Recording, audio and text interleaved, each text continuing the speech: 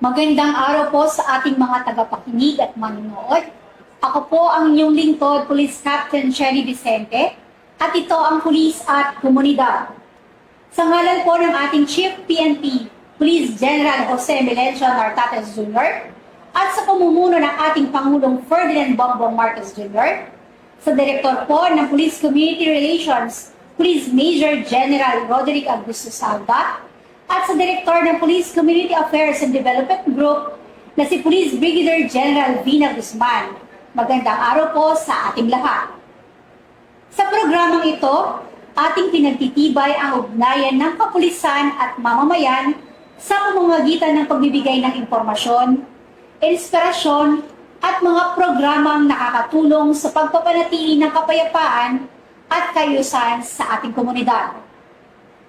Ngayong araw, makakasama natin ang isang organisasyong aktibong nagsusulong ng disaster preparedness, rescue operations, humanitarian assistance, at community support programs upang mapalakas ang kakayahan ng komunidad sa panahon ng sakuna at krisis. Kasama natin, walang iba kundi si Ms. RCD Pabon. Good morning, ma'am. Good morning, ma'am. President ng Public Assistance for Rescue, Disaster, and Support Service Foundation, International Incorporated o mas kilala bilang PARDS FII. At alamin natin ang kanilang mga programa, advokasya at mga hakbang upang makatulong sa pagbuo ng mas matatag, mas handa at mas ligtas na mga komunidad. Ma'am, magandang umaga muli sa iyo at malugod po namin kayong tinatanggap dito sa pulis at komunidad. Magandang umaga, ma'am. Yes po. Ma'am, kumusta naman po kayo ngayon? Mabuti naman po at nagpapasalamat dahil napaunlakan niyo po, nabigyan niyo po kami ng pagkakataon na maimbita dito po sa inyong programa.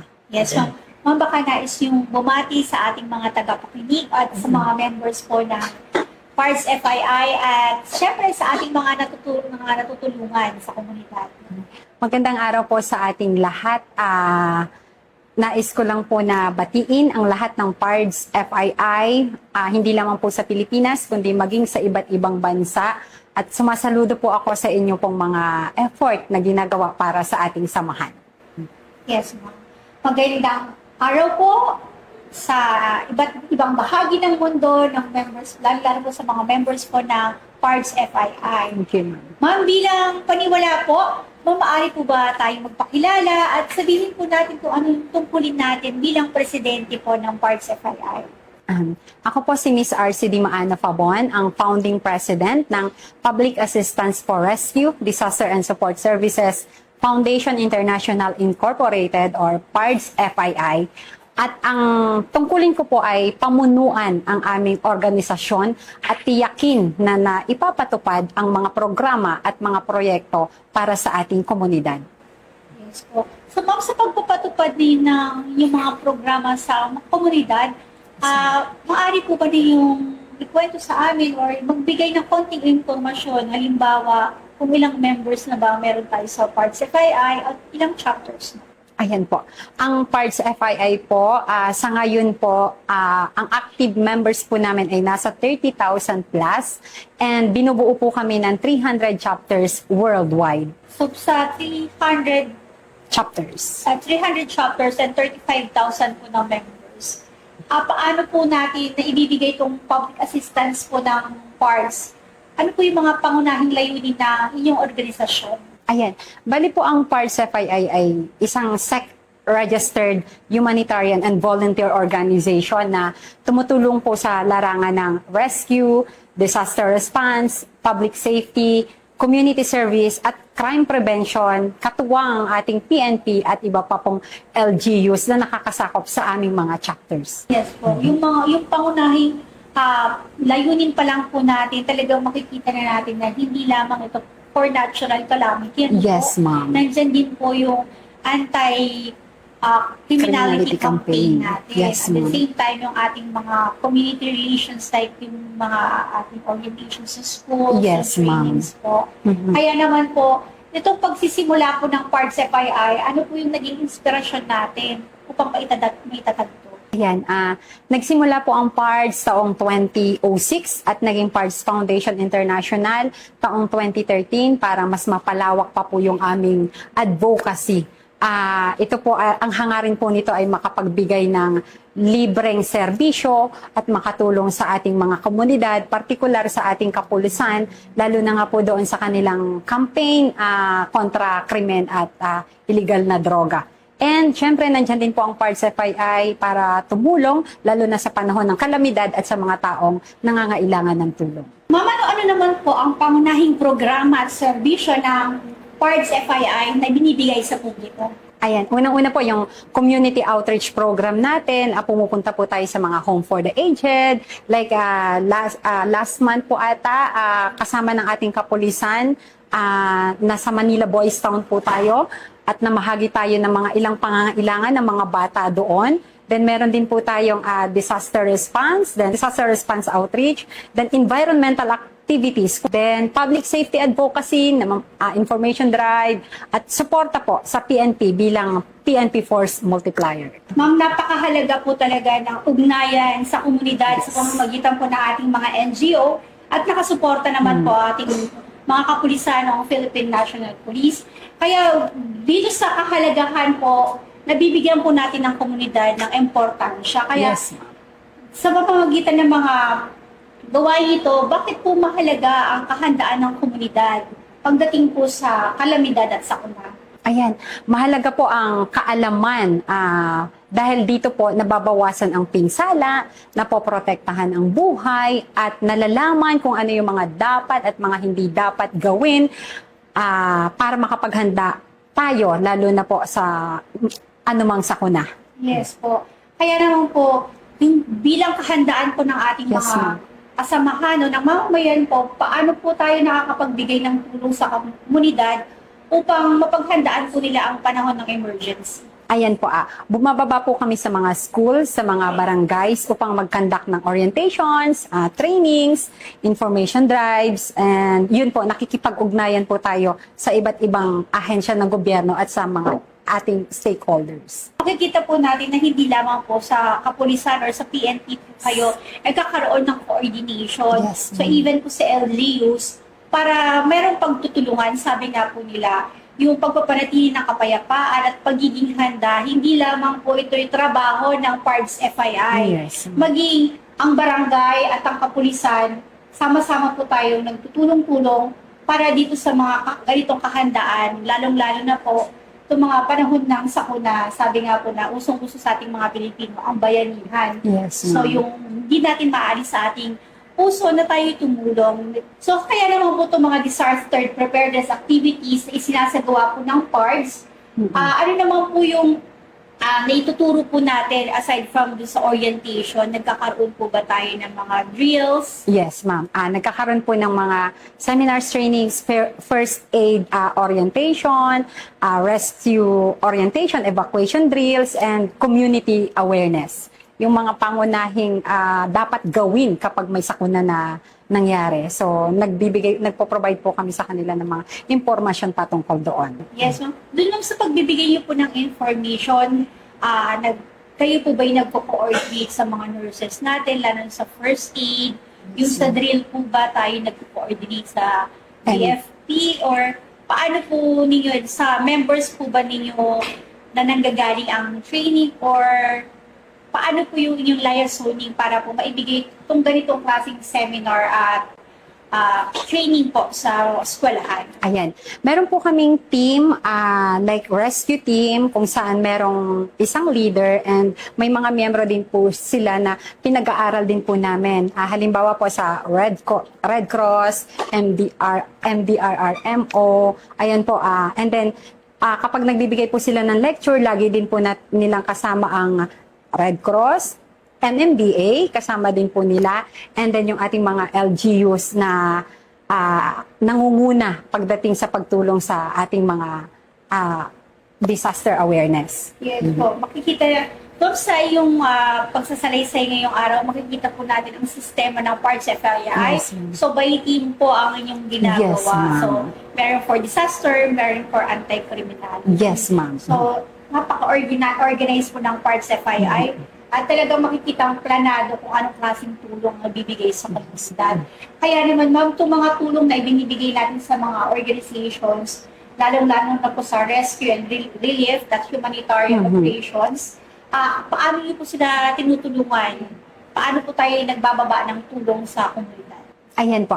Unang-una, nakikipag-ugnayan po tayo doon sa barangay kung ano po yung pangunahing pangangailangan po nila. Then saka po tayo nagpapadala kung ano man po yung tulong na kailangan nila sa lugar. Halimbawa po, bagyo, after ng bagyo, kailangan ng mga kababayan natin ng pangunahing tulong, mga pagkain, relief goods, nagpapadala po tayo sa ating mga kababayan doon. Yes po, talaga po, bababa sa ground for the assessment po. Yes, ma'am. Hindi po basta-basta rin tumutulong, bagkos inaaral po natin yung mga pinamimigay po natin. Yes, ma'am. At the same time, syempre, dapat under response and emergency situation talaga yung Yes, barangay na ma'am. bibigyan ng tulong ng parts FII. Opo. Ma'am, pwede po ba ninyong ikwento sa amin yung mga karanasan ninyo sa pagtulong with the Philippine National Police po and other local units po ng ating pamahalaan? Okay po. Dahil po sa pakikipagtulungan at magandang ugnayan ng PNP and our LGUs, mas napapabilis po at mas nagiging organisado ang pagsasagawa ng isang proyekto at isang programa sa isang komunidad. So maganda po talaga yung may magandang relationship between the PNP and the LGUs at doon po sa community kung saan ipapadala at ipapaabot yung tulong. Yes po. Ma'am, kitang-kita naman natin talaga yung pagpapanatili ng kapayapaan at pagbibigay ng katahimikan or katiwasayan sa lipunan or sa komunidad. Ito'y dapat sama-samang pagtulong. Ito'y isang cooperated na trabaho. Yes, ma'am. Kumbaga, hindi lamang sa parts FII, maging sa police din tumutulong and dun sa barangay.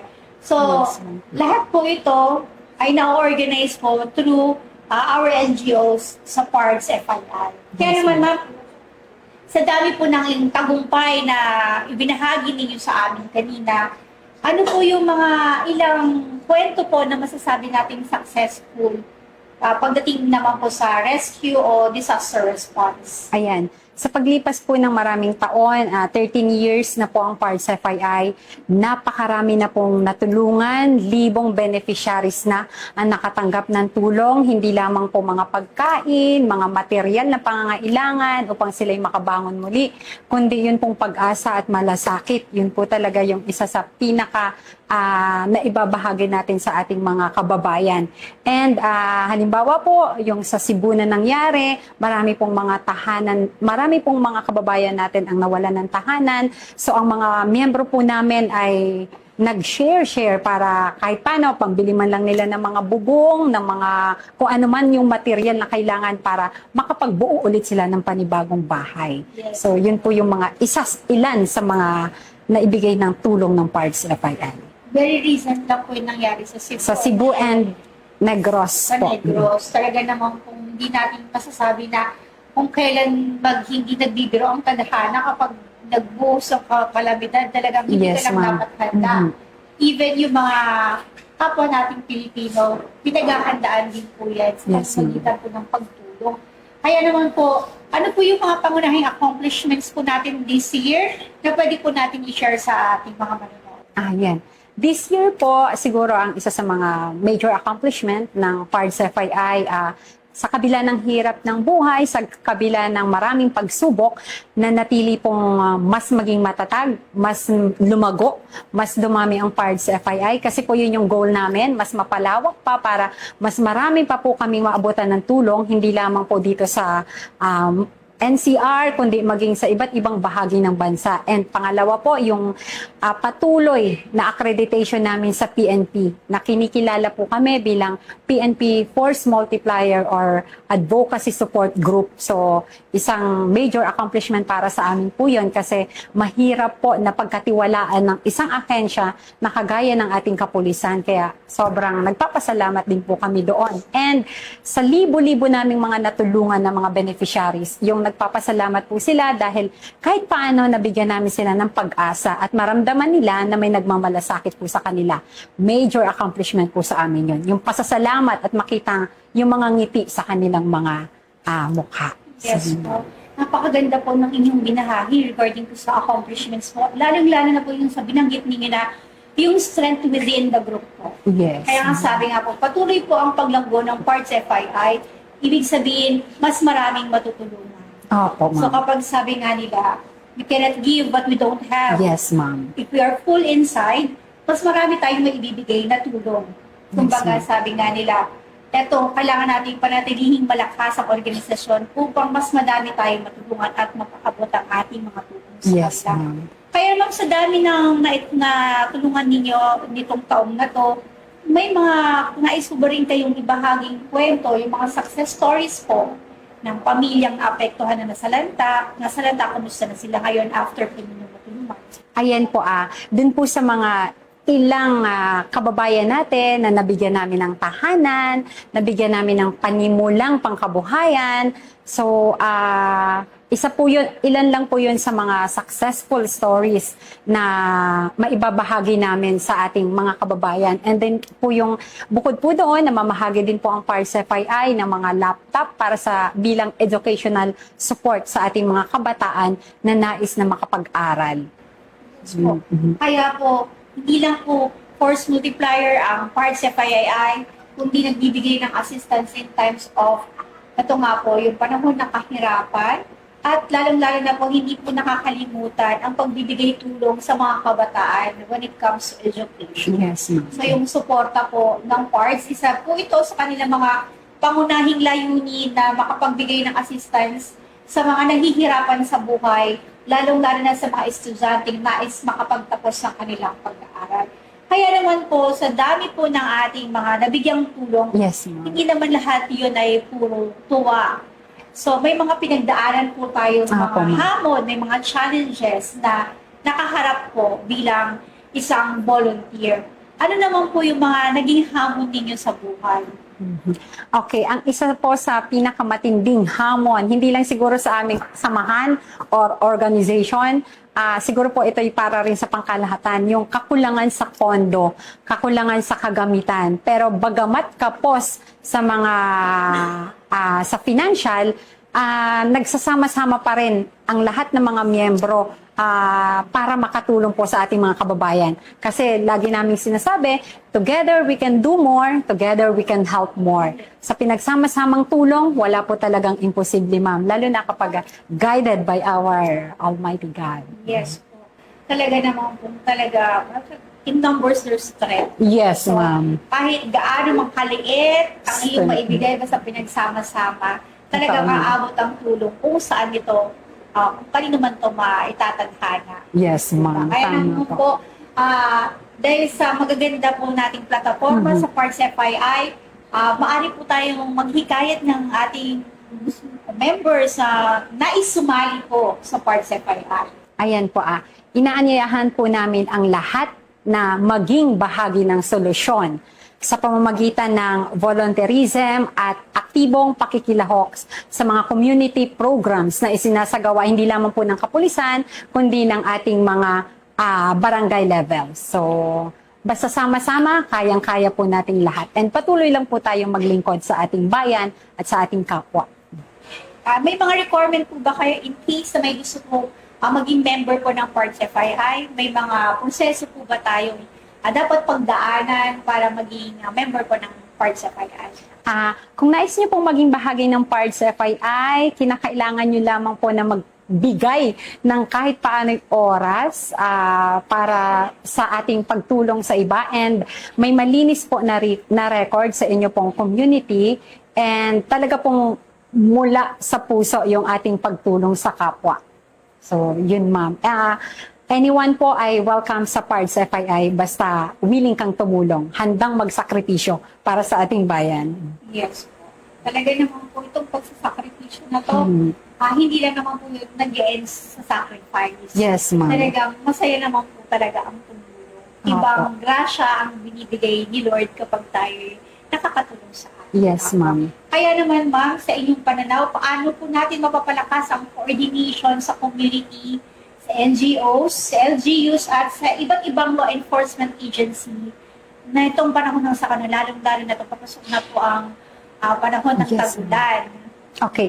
Siguro po mas mapapalakas pa natin ang magandang ugnayan between the PNP, LGUs, and other sectors sa pamamagitan po ng regular communication at maayos na pagpaplano at patuloy na trainings and seminars. And ang pinaka-importante din po sa lahat ay yung pagkakaisa ng lahat ng sektor dahil wala naman po tayong ibang layunin kundi ang makatulong sa ating mga kababayan. So yun ma'am, sana po ay patuloy yung magandang communication kasi kapag nawala yung communication, mahirap mag-respond or tumulong sa mga nangangailangan nating kababayan. Yes po. Ma'am, ano naman po ang mga susunod nating proyekto or mga programa para sa publiko na aabangan ng ating publiko? Ayan. Mas marami pa po sanang disaster preparedness trainings, outreach programs, environmental protection or projects like clean up drive, tree planting, at iba pa pong mga community services like yung mga optical mission, medical mission, gift giving, and syempre po yung pagpapalawak din po ng aming chapter para kahit saan man may humingi ng tulong, meron pong PARDS FII na maghahandog nito para sa inyo. Kaya mga bilang pagtatapos, ano po ang nais ninyong ibigay na mensahe sa ating mga kababayan tungkol sa kahalagahan at kahandaan ng pagkakaisa or pagtutulungan po sa panahon ng kalamidad? Ayan, ma'am. Ang kahandaan, pagkakaisa at pagtutulungan ang susi sa ligtas at matatag na komunidad. Sama-sama po tayong maglingkod at mahalin po ang ating kapwa at ipagpatuloy natin ang paglilingkod ng voluntaryo para sa ating bayan. Maraming salamat po. Ma'am, maraming salamat po sa inyong pagpapaunlak sa amin dito sa Pulis at Komunidad. Marami po kaming natutunan at ito pala ang PARDS FII, hindi lang siya force multiplier when it comes to anti-criminality. Nandiyan din po siya para po sa mga panahon ng sakuna o tinatawag natin ng natural calamities. At higit po sa lahat, kami po dito sa PICAG, nagpapasalamat po sa inyong tulong at suporta upang mapagpatuloy po natin ang ugnayan sa komunidad. Maraming salamat po kay Ms. R.C. Pabon, President po ng Public Assistance for Rescue, Disaster, and Support Service Foundation International Incorporated sa pagbabahagi ng kanilang mga programa at advokasya na naglalayong mapalakas sa kahandaan at katatagan ng ating mga komunidad. Mga kababayan, pinakita ng ating panauhin na sa panahon ng kalamidad at krisis, ang pagkakaisa, kahandaan, at malasakit sa kapwa ang pinakamahalagang sandata upang malampasan ang anumang pagsubok. Patuloy nating suportahan ang mga programang nagtataguyod ng disaster preparedness, public safety at community resilience. Sama-sama nating maitayo ang mas ligtas at mas matatag na kinabukasan para sa bawat Pilipino. Muli, ako po si Police Captain Cherry Vicente at ito ang inyong programang Pulis at Komunidad. Bagong PNP para sa bagong Pilipinas. Serbisyong mabilis, tapat at nararamdaman.